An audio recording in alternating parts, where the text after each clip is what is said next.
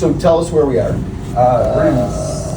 We're just in St. John, Indiana. Yeah, St. John, Indiana. St. What John, store? What's happening with this store? You're buying the store, right? So I'm actually purchasing a store with a partner. Yep. It'll be my third store, my first partnership, and we started out at Crown Point in a gas station. Yeah. Leased space from the gas station for 5 years. At the 2-year mark, I agreed to another store. Found some real estate in Crown Point because I wanted to stay in the same city that I was already a part of.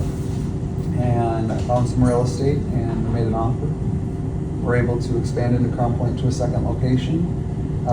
This location was offered up for sale, and I've been trying to get some people into our system for about 4 years now.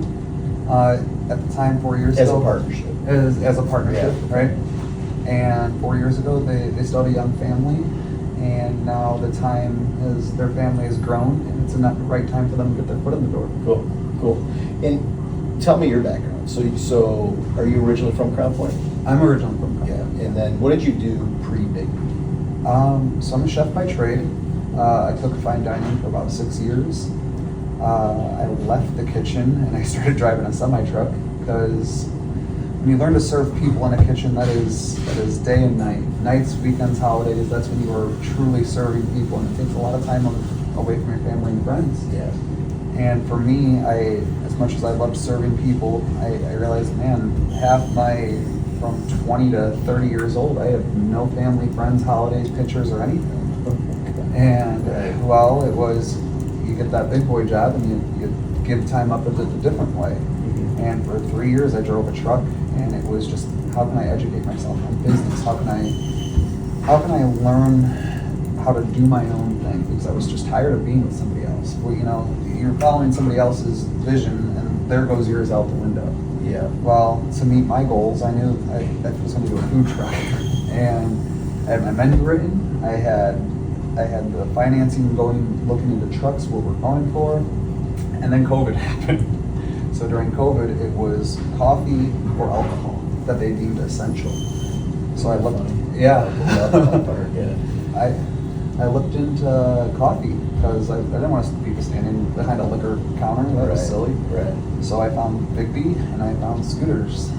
And something my mom always told me was, when times get hard, you always have your sister, and just love your sister. Love the people around you, and times will be easy. Something with BIGGBY, love people. And for me, just conversation with people, hearing people, what makes them tick, that's awesome. Let me hear more of your story, because what you experience in life, I may not have gone through it just yet, but I definitely know that later on, there's a chance that I'm gonna hit that same wall. Right. And I guess just having that knowledge behind me, while loving on people around me, that's gonna get me through all those hard times. I signed with BIGGBY, the rest is just Incremental history. Yeah. With a lot, you've done a lot in a very short period of time. Thank you. So you said you learned when you were driving the truck. Were you like listening to like? So podcast, YouTube That's what I videos, thought, just educating anything you can. What gets you from here to here? Yeah. And it just really became, hey, I have my goals and I have my vision of what I want my life to look for, but when you hear vision, the first word that comes to mind for me is cash. What's going to support that, right? Right. So we all have these dreams, but dreams are expensive, right? Yeah. And so you kind of find a way, you got to work backwards to get that dream, right? Well, for me, it's always been, you set a deadline, right? Well, then you can just work backwards to hit that deadline. Yeah. And I kind of get that crackhead energy of like, how can you get to that next step? How can you Did you get say there? crackhead energy? Well, yeah, crackhead never goes without crack, right? They're still making their fix. Yeah. And well, you got to get to that energy level, because if you want to be successful, you have to have that. I got to get that next step. I got to get that next hit, because really in life, what does that look like for you? Because if you want to hit your goals, you need to have. I've been doing that shit for 30 years. Yeah. I've never called it crackhead energy, but I can. Now you can see where it's at. What's the next? Yeah. What's the next? What's the next? Right? Mhm. Do you remember any moments? Like I know, like when I was researching for my books and putting that plan together, there were kind of these moments that occurred where like I almost felt like I crossed a threshold, or I got like enlightened on something. Do you remember anything that came out of that moment when you were just absorbing all the information? Was there anything that kind of hit you hard? I think for a while we kind of all play, like we all have imposter syndrome, especially with We all do. when it comes to life, but like parenting. There's not a book on how to be a parent. We're just out here trying the best that we can, right? And I'm not a father by any means, but I still lead people. And I think that imposter syndrome, it dropped off probably about 18 months ago when I see my team hitting those expectations. And I feel like if you have clear expectations and a clear vision, and my job is to portray that vision, to show people what's going on in my mind and how we get to that next level. And I have to articulate that through my words, through my actions, because people are watching me at all times. And while Dan did it, well, I can do it. No, it's a little different now. You're gonna do it as I do, right? It's more like do as I say and as I do now. Yeah. Because if they're gonna see it, this is where we lead by example. And with sharing my vision with people, it's been able to allow me to execute not only this, but let them reach their goals too. And I think when you go back and have that moment, that moment for me was I look around and I see the people that have been with me. For a 14-year-old girl to spend her first 4 years in my store as a barista to a shift lead. Now she's running this store and seeing the growth of people now. When you put the people first and you help them reach their goals, they're going to help you reach your goals. And I don't know, I read a book a while back, it was People Before Profit. And something for me was, we're all here for a purpose. I'm really good at this portion of my team. This is where I strive. So I'm gonna do what I'm good at. And then I'm gonna figure out what you're good at. And then I'm gonna encourage you to do more of what you're good at, because if you're good at it, odds are you're gonna like it. Nobody likes doing something that they suck at, right? Yeah. So let's play people to their positions that they thrive in. And for me, it was that about 18 months ago, I looked around at my team, and I get people through the door, and then my team loves on the people, and they keep them in the door. Yeah. And that for me was just, I think that was that moment. Like, I took everything from things that I've learned from other store owners, things that I've learned from our leadership within store, and just constantly growing yourself as a leader.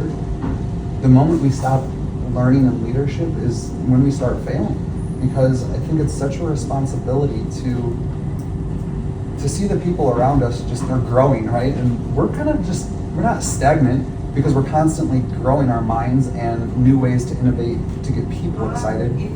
But I think we have the opportunity, and it's such a blessing to watch people grow around us, right? Yeah. And knowing that we're still going to remain here, but to have the team around me growing and becoming young nurses, or going into law, or them just wanting to be like dental hygienists, like seeing them go from a barista level to that, now they're coming through the drive-through as hey, I'm going to nursing practice. Yeah. Like, this is awesome. Yeah, that's cool. Now, you were part of the Anderson Forum. Yes. Explain what a forum is. So a forum's a group of like-minded people that share the same values and goals to execute what we're looking for in our system. So the Ray Anderson Forum, we started about 5 years ago with 8 members. And the members, we decided on, we're gonna meet once a month, we're gonna hold each other accountable, and maybe there'll be some complaints in between, maybe there'll be some praises in between. But just knowing that the people within the forum, we range from BIGGBY owners to barista level to multi-store owners. And something that was really cool is knowing that the support that you're not the only one going through this, right? Yeah. And there's not a book written on how to do this, but there is a person that I can lean into while doing this, that they're experiencing the same thing I did 6 months ago. And I can really push into them while finding solutions that are also growing our business and growing the people within the business. It's really been an awesome thing being a part of this smaller group within ourselves. Yeah, yeah. And when you say you had baristas and owners, I mean, you had Rob. Good job. Yeah. You didn't have just any barista. We had the barista of the year out. And were there other baristas? In our forum, no. I don't think so. It wasn't. Yeah. It was Rob. Yeah. And But you had multi-unit operators. yep, we had multi-unit operators. Myself and another were first-time store owners. Yeah. And we had somebody that was in for a couple of years with us. And, Yeah. and then somebody that has 5 stores. And it's just curious watching the people, come or leave the forum to go to other options in their life to fulfill their dreams. It's really cool seeing that for at least, the first 2 years we all came together and what we took from each other. Yeah, that's nice. Now, when you think about the business, what was the biggest surprise to you? Like you had this concept of what it was going to be like. You got that first store open. I know that was a real challenge in terms of the construction and so on. But what was other than that? I think that was probably a very big surprise. You knew that before you signed for it, though, right? Because you helped negotiate. You had that information as you negotiated the lease. But let's just say, from before you were an operator to post, being it now, what's been the biggest surprise? I would think the biggest surprise we would come across more times than not is the people that get it immediately into the system and they understand that, hey, we're gonna follow the tone or we're gonna get sued by it. And it really shows the people that get what we're doing to serve the people, to serve somebody out the window for 5 days a week. You learn so much about somebody coming through. You learn their kids' names, you learn what they do. And I think if you really take that second to learn about somebody, the surprises become less and less. The more you know, the more I learn about my team and what makes them operate at the capacity that they do and what excites them. I feel like the surprises, there's not very much that gets thrown at us that we can't handle. Well, and okay, so let's say it differently. What's been the hardest part of the business? I think it's a two-sided coin. The people, it's the people are great, and then there's not so great. But how do you learn to love on somebody that isn't so great, to give them the same opportunity and not to look at them any differently than the people that you built up that they're just rock star players on your team. Yeah. Okay. Because I think we all started as a barista, right? But then when we put in the mix of maybe this person's not so strong, that hits us by surprise because you interviewed so well. But now the performance is not where we need it to be, but how do we get you there? Yeah. So, yeah, I would have to say that the biggest surprise is just the people, but it's a double-sided sword. Yeah. Yeah. And then, what was the hardest moment in building your business to this point? Hardest moment, it had to be, we were open for those 12 days. And you saw the 12 days and where it was going because day one, people are excited. And you go into that 7th day, that next week, and people are even more excited. You see just the numbers going up. And then they started the construction, and you hit that wall. Yeah. Well, how do you get people excited about driving an extra 15 minutes for a cup of coffee?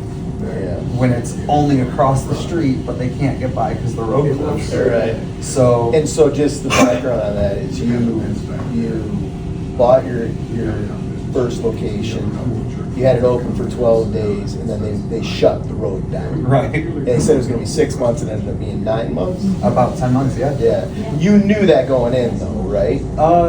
The expectation was it to be closed for 6 months. Right. And so the surprise of 4 months later, now this is a season of life. And this season of life, it hit you like a tornado. It really did. I think with just the clear expectation of it'll be done in 6 months, and then 3.5 months as a kicker. That's not great. So That's tough, yeah. And so you weathered that. You came out of it. You've been building it ever since. So what would you that extension of the construction would be the hardest thing you've dealt with? I think Just the so. fact that it's I gonna think go it's for just the 3 months. unknown. I think as business owners, we're just like entrepreneurship in general. We have a gift that we're able to foresee a little bit differently than just the average person. And I think that that's our role, to be more educated in the know, right? Be in the know, right? So having the ability to make those calls for people ahead of time, not only, if I would have known it would have been 9.5 months, there would have been a lot better planning instead of 6 months. Right. But trying to foreshadow past that and seeing, hey, we can look at the problem or we can find a solution. It was a lot more trying to look at the solution than focusing on the problem. Because that energy that was focused on the problem, if we would have just taken a tenth of that energy and focused on the solution, we wouldn't have it. So, Gotcha. it just, that was the hard, was that extra 3.5 months, because I planned for that 6 months, and then that was the biggest part, I think. What is your, what's your favorite part of the business? People. Yeah, that, it's curious, because, yeah, that's always the answer, and I think that's just, that's been my answer with life, though. I think it's, if you love on the people around you, like, you can't hand somebody a coffee and then be mad at you, right? We are starting these people's mornings off. Like, if you're gonna be mad at me this early in the morning, there's something else going on with you, right? Sure, yeah. But there's a certain way to love on somebody where, man, you're making their day, and if you're loving on them, they're gonna love on you, like somebody else that they come in contact with. I try to tell my team, with the amount of people that work from home nowadays, let's think, maybe they're just leaving the house to get a cup of coffee, and then they're going right back to their house. You are maybe the only person that they see for the day. Let's make sure that's a great experience, because as people, we're supposed to be in community. We're supposed to be loving on each other. We are. You're right. Yeah. And if we're not, if the one person that I saw during the day, I had a bad experience with that person, I don't want to go back to that person. But if I can start any part of your day right? If you're seeing me and I know your name, I'm gonna use it. Hey, Mike, right? Like, Yeah. people like to be addressed by who they are. Like, people like to be noticed as individuals. And I think that's something that COVID really, it was hard for us, because it kind of just, it separated us. And if you isolate somebody, that's no good for anybody. I think the community of people that's the answer, because you see your friends, your regulars become your friends, and then some of them become your best friends, and then your team, you start sharing with your team what is exciting you, and then you get people getting excited about the same thing you're excited about now. And that's probably the coolest part, seeing people get excited about something that you're excited about, or helping people find what they're excited about. You help get them to that spot of, hey, I reached that excitement. Yeah. You've done remarkable work at growing your revenue at your first store. The year-over-year progression. With the exception of this year, which we spent a lot of time talking about this morning. But what were the most effective ways that you were able to build that revenue stream year over year? And you're in year 4 right now. 5. Year 5. Yeah. We celebrated 5 years in May, so I guess year 6. Okay, cool. And so, what were some of the most effective ways that you were able to drive that revenue? I really think consistency wins, and being able to show up every day and have in a cup of coffee, if there's an extra sugar in there, if there's an extra cream in there, you're drinking that same thing every day. And being consistent, not only with the product that we serve, the energy that we give off through a 2x2 window or a 4x4 window through a drive-thru. Like, you can go through a normal drive-thru and, oh, here's your food, bye. Or you can go through my drive-thru and you get that smile, that energy coming off of me or my team, and it's made with love. And you can tell when a sandwich is made with love or it's not. and when you're drinking it, if it's not made with love, it tastes a little different. And I think that's where that is. Cool.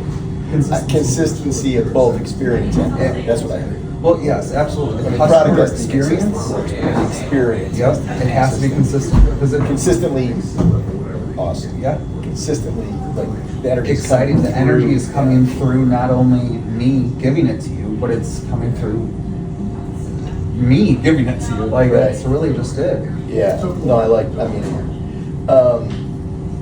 how do you maintain that consistency? Like, it's easy to say, but like, how do you do that? Good habits. Good habits. And I think being able to work backwards from what you're trying to do, you're able to set up a plan on how to be consistent.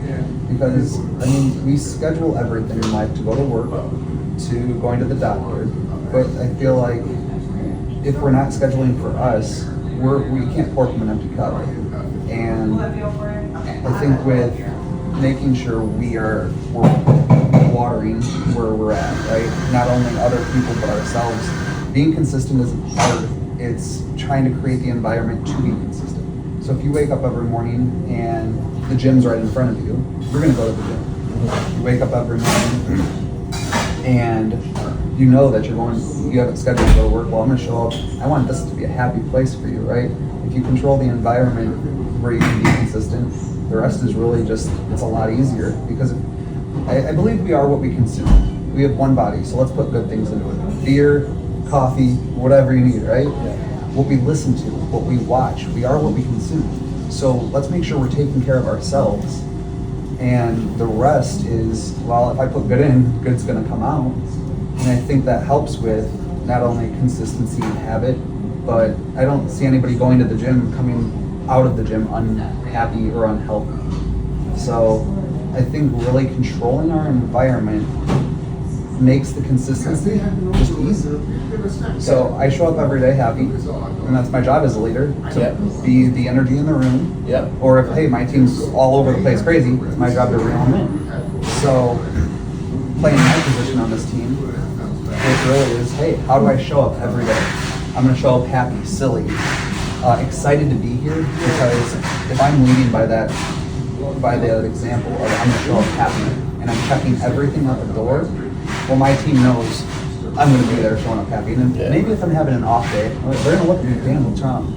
And that's where they're helping me control that environment of getting me back to that base level of happy-go-lucky Dan. Yeah, cool. I love it. Happy-go-lucky Dan. Yeah. Happy-go-lucky Mr. Dan. Mr. Dan. Bucket hat Dan. So now that you're really experiencing growth and success, has your definition of success changed? Or are you still pretty lasered on? I think success looks different for everybody. I really do. I think with the level of success, again, like for what I've done, I don't look at it as a success. I'm showing up every day, and I think we're gonna cut that one out because I don't think that's. Success is different for everybody. It really is. Like I don't want to say I'm content because I'm happy with where I'm at in life. But somebody who wants for more may not be exactly happy in my shoes. Right. I think we all draw that line of success in the sand, and it should never just be the stake in the ground. If we're not consistently growing ourselves, we can't grow the things around us. I think that with the business aspect of it, I grow myself, I grow my community, business is going to come. Right. I grow the people that I've been given to pasture and show them the right way of how to do this. You grow the people, you grow the community, the business will come. And I think that with success, it's never just a period at the end. It's more of like a dot, because there's always more to come if you're willing to put forth the work, the energy, the effort it takes. And so you said you wanted to cut. Well, I was thinking for a second. That was like trying to like put together. We'll clean that up. But like, I think really, I understand. No, it's an interesting question because like maybe I should ask the question, how do you define success? But in a lot of ways, we end up there, right, with the question of how do you look at success differently today than you did maybe 10 years ago or prior to starting the business, and then I guess that kind of goes into a question around like, how do you think differently today after having run a business for this many years? What's changed in your mindset? I think I like the idea of well, hey, I've done this, now I can do something more than this, right? Like, there's nothing holding you back but yourself. And I always like to tell people, jump now, dry off later, right? Because like, nobody wants to hear the story, well, I almost did that. That's a dumb story, I'm sorry. Yeah. Like, I'd rather hear, oh, I jumped in the road and I got hit by a car, but here, look at this scar I have, right? Like, that's way better than, Yeah, oh, I know. didn't. Of the stories that end, I almost did. No, nobody wants to hear that. Like, we're all our hero in our own story, but there's no hero if you didn't jump, right? Yeah. So, I don't know, success is, I think success is the risk that we're willing to take, because if we're not, well, you jump over the river, that's successful, you didn't get wet. But guess what, you jumped over the river, you got wet, you learned from that. The success from that is, well, I know how to jump over the river and get wet and get out of the river. How much right? further I need to jump. How much further you need to jump, right? Yeah. If you had to just, give a couple of morsels of advice / encouragement. Now let's skip encouragement. Advice to new and/or prospective franchisees about going into this. What would those be? If I had to give some advice to new franchisees Or prospective franchisees, I would say know the people you are serving and know how to serve people first before you come on this. I thoroughly believe that everybody should do some form of hospitality in their life to learn how to take care of people. And once you know the people you're taking care of, well, I think the rest is a game. Like, how can I get these people excited again? Because before my role of being a multi-store owner, I was serving drinks out the window. I was serving people in the community. Well, now my community that I serve is my team. And I know if I'm loving onto them, like I would tell anybody, love on the people closest to you first, and then the rest will come. So know your people and know what excites them, because if you can excite them, the rest is easy. Yeah. So, I like that answer. What mistake are you most grateful for?